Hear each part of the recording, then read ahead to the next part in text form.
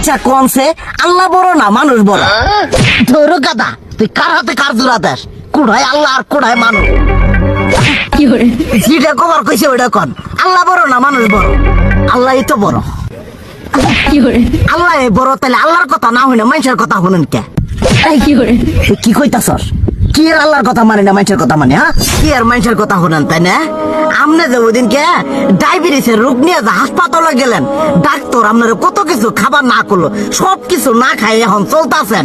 তাহলে আল্লাহ যে আপনারে কইছে যে হারাম খাবার না, সুদ খাবার না, কই আপনি তো কাম কাজ বাদ দিয়ে এলাকার মধ্যে টাকা পয়সা না গায়ে খালি ওইলে দিয়েই খান, নিজেরা টিয়াও হালাল ভাবে কামাই করেন না, ওই সুদও তো না কয়টা টিয়া করে লাভ আহে, ওইলে দিয়ে দিয়ে চলেন আর পেটটা বড় বানাইছেন। শুনেন একটা কথা কই, হারামের কোনোদিন আরাম নাই। হালাল পথে রুজি রোজগার করেন, প্রয়োজনে এরা বেলা কম খায়েন, তাও শরীর পিণ্ডও ভালো থাকবো, কোনো রোগ বেদও হবো না, আরামও পাবেন, আল্লাহও খুশি থাকবো। তুই আমার এইভাবে বুঝাবি আগে কইলি না কে?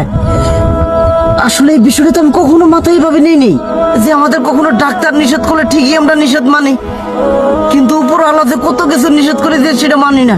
আর এই যে হারাম পথে টিয়া পয়সা কামাই করতেছেন, শরীরের মধ্যে দুনিয়া রোগ বেত হয়েছে, দেখা যাইতেছে যা টিয়া হারাম পথে কামাই করতেছেন তার তো বেশি টিয়া মনে করেন জ্বলে যাইতেছে গা বেশি।